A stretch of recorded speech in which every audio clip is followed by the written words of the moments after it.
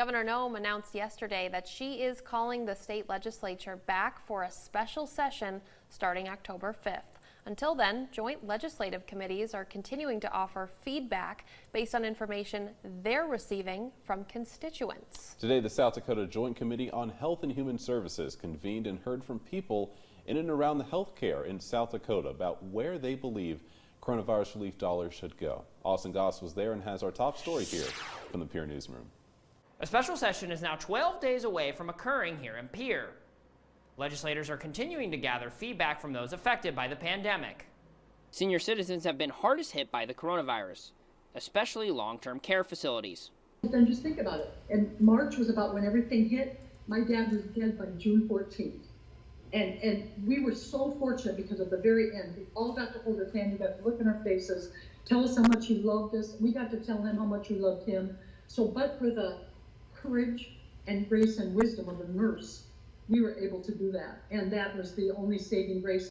Healthcare providers spoke to the challenges that they had encountered because of the pandemic, beyond the clear and obvious health risks. We found ourselves in a retention crisis like we've never seen before.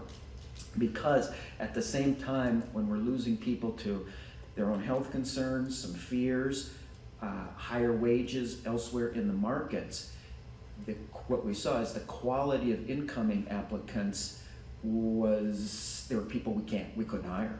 With cases still rising in South Dakota, the hope is that relief dollars will prevent the closure of healthcare providers that continue to provide care. Very dark days for community hospitals in April, May, and June. Without federal stimulus money, I honestly have no idea where they would be today. I have an idea, and it would not be a good place. And so we're looking forward. We made it this far. Now we're looking forward, kind of from here till the end of the year. That committee was the last of 5 to meet. Now, each of those committees will take their recommendations to the Joint Committee on Appropriations before a final spending bill is put together. In the Pierre Newsroom, Austin Goss, Dakota News Now.